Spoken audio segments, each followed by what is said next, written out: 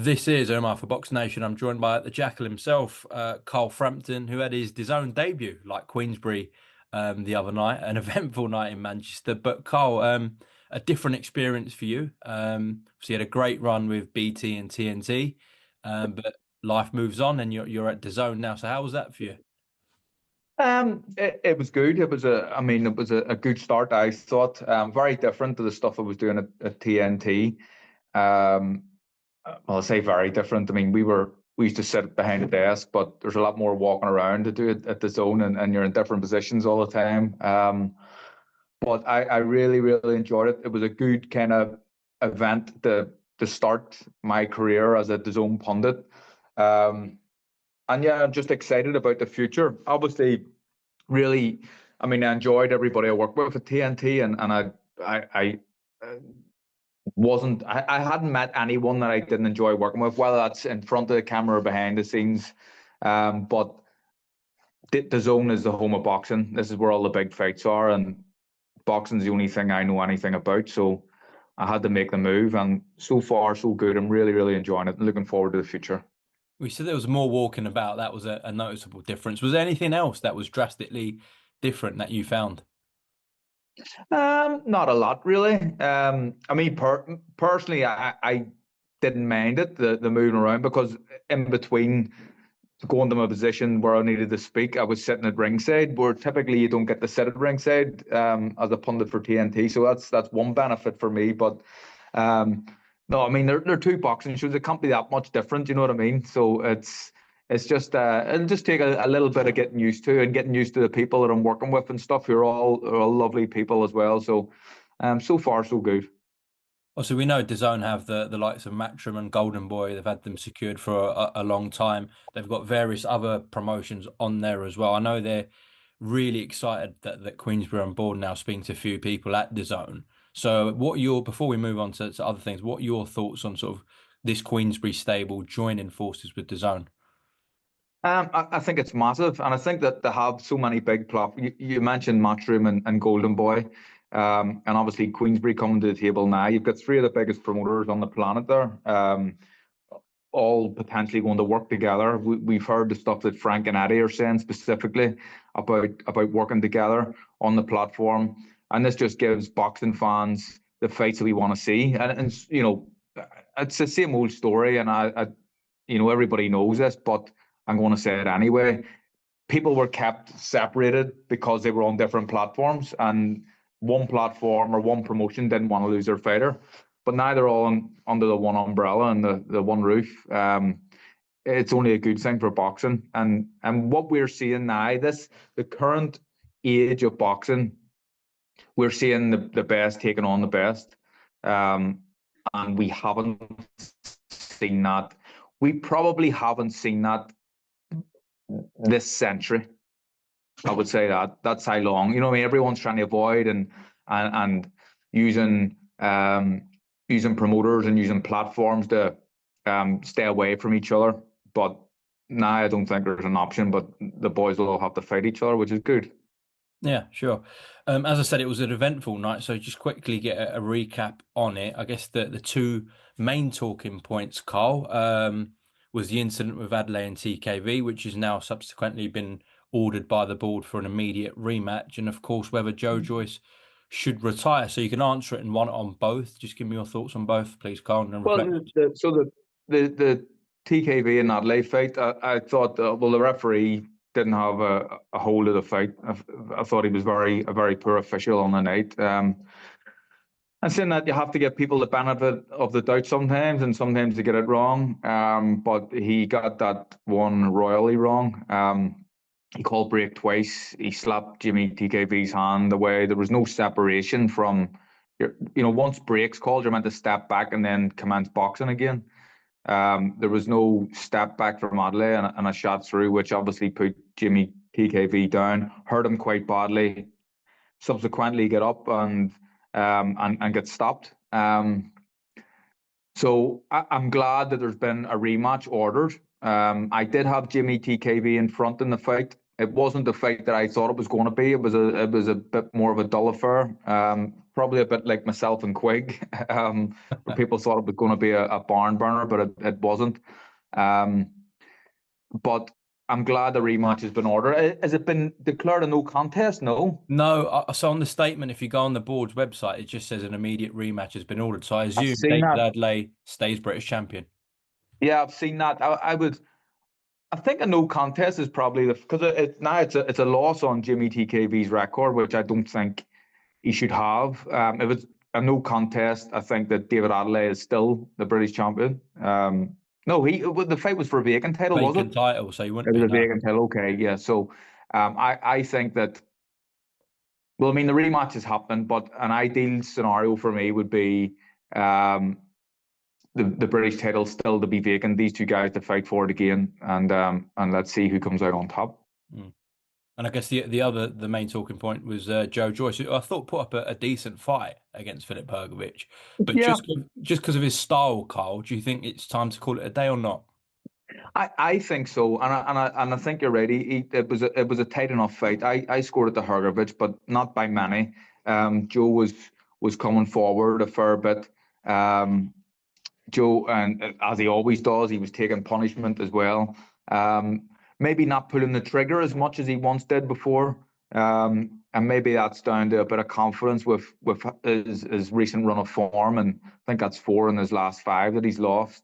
And fairness against decent opposition. But just the way he fights and his age and the position he's in his career now, it's going to take a long time for Joe to get close to the top, to be fighting the top boys.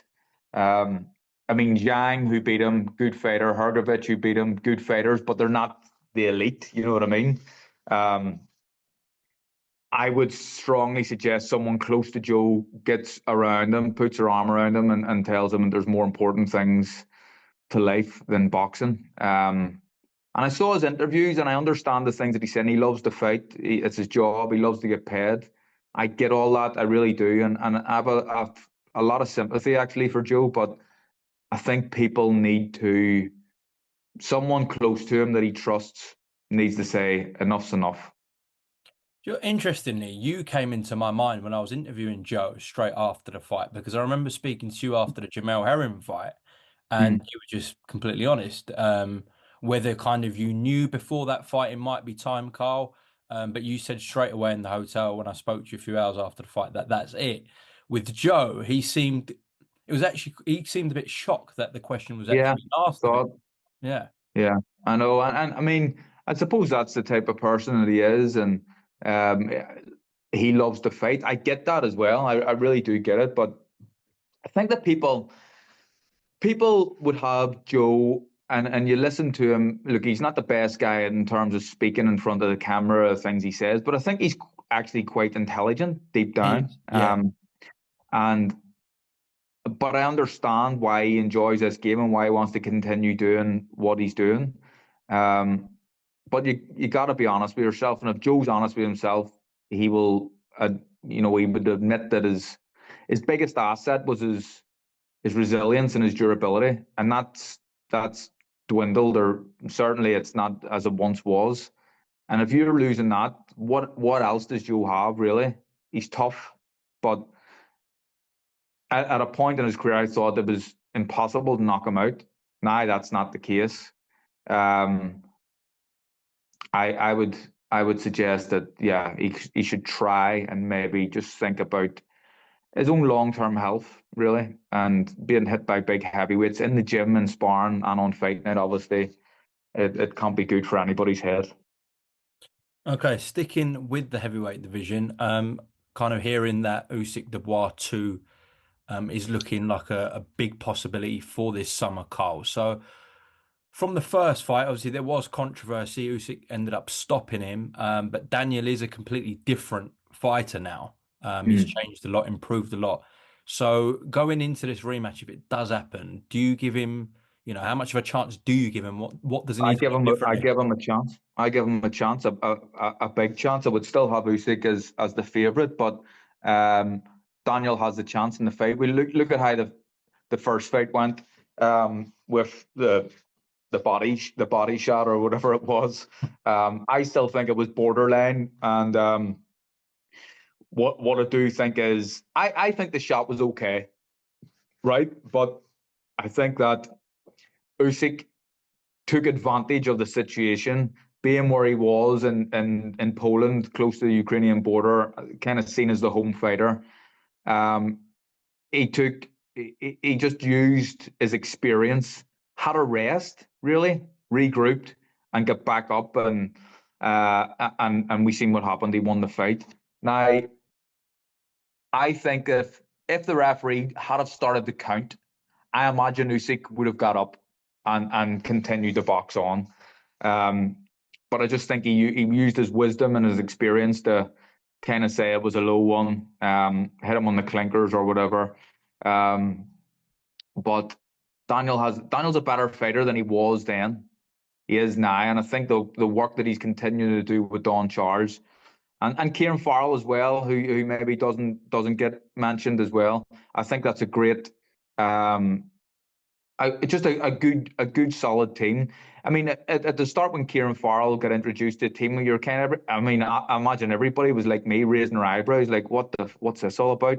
But Don Charles is the big man who knows how to train heavyweights. He knows how to get the heavyweights fundamentals correct.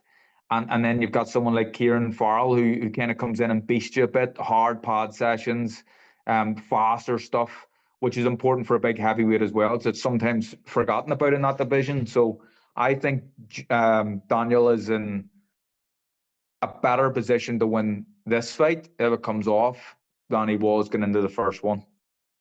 And how does he win that fight, though, Carl? Because obviously the obvious answer is just impose yourself, land that big shot, which I guess you could argue he nearly did in that first fight with that body shot, and take Usyk out there. But many have tried that twice, sometimes, and failed. So what is the keys here for Daniel to victory? I mean, Usyk's a genius. He's one of my favorite fighters of all time, really. And I think what he's done in his career is absolutely remarkable. And already he is probably one of the all-time greats, just in terms of what he's done as a cruiserweight and as a heavyweight in so many fights. 23, I think he became undisputed. 23 fights, he was undisputed in both divisions. Incredible, really. But I think what Daniel has to do is he'll not win on points unless there's a few knockdowns or something like that. Usyk is a master boxer, can figure people out on the night as well, and has a look at them and kind of works out what he has to do. But Daniel's jab would be very, very important in this fight. He's got one of the most underrated jabs probably in world boxing. Just a ramrod of a jab. It's fast and it's powerful. And then we have seen a little bit of vulnerability to Usyk's body. So be nailing the body when you get the chance. But I think they impose his size really, and try to drag Usyk into a bit of a dogfight really is what's best for Daniel Dubois rather than boxing him at a distance, even though he's a bigger man.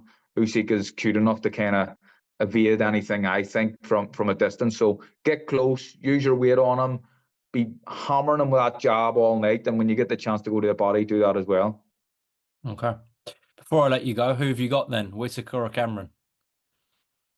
I just think the way I seen the first fight go on, it looked to me that Whittaker, Cameron was getting on top, and Whittaker was starting to get tired, and there was still a number of rounds left in the fight. And I just think you take everything into account, and you know what happened at the end and everything else. And has it been sorted yet? Was it 10 or 12 rounds? Not been sorted yet. Yeah, so I mean, it's at the minute it's 12 rounds because they signed a 12-round contract. If it's 12 rounds, I would favor Cameron very, very, very strongly. A 10-round fight, I still favor him, but I think the introduction of Andy Lee to Ben Whittaker's camp could be something that makes a difference. So I would say I would edge towards Cameron just because of what I've seen in the first fight, but I wouldn't. Sorry, Whittaker. Sorry. I would edge towards Cameron, yeah, because of what I've seen in the first fight. But it wouldn't surprise me if we see a much better version of Ben Whittaker here. Yeah, Andy's building up some stable. He's got Joe Parker, Paddy Donovan, Ben Whittaker. Now he's got Hamza Shiraz. So Mm.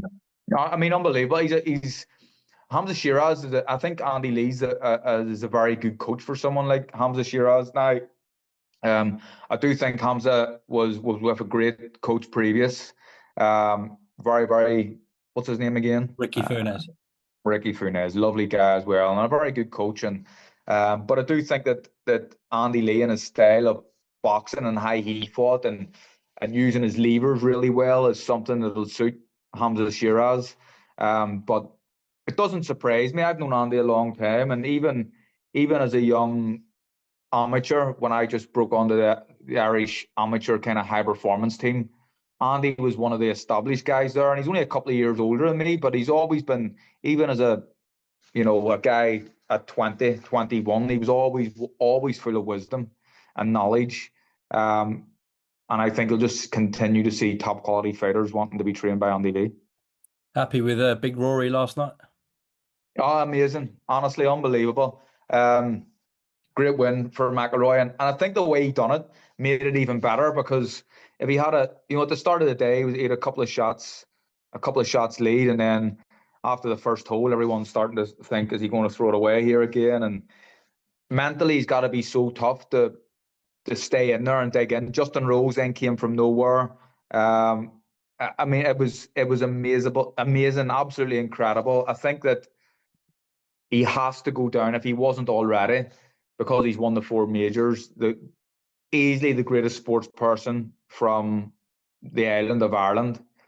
And a nice guy. Everybody seems to like him, seems to be still humble, and he loves this place as well. He loves Northern Ireland, and I love the place too. And I think a lot of sports people and people from Northern Ireland, we are passionate about this country. And yeah, you can see that he's very, very proud of what he done. I mean, it was unbelievable. The longevity of his career as well, how long he's been at the top, how long it's taken to win the 4th major. I think about 10 or 12 years ago was the last time or it was a long time ago anyway, but he nearly won Augusta about 10 or 12 years ago. And the amount of people that play golf as well, like to be one of the top guys in the world for so long, absolutely incredible. Listen, Cole, appreciate your time. I'll see you Nottingham Fight Week, which is a huge one next to Catchy Wood. Looking forward to that one, yeah. Top man, see you, thank mate. you. Bye bye. Queensbury, exclusively on DAZN.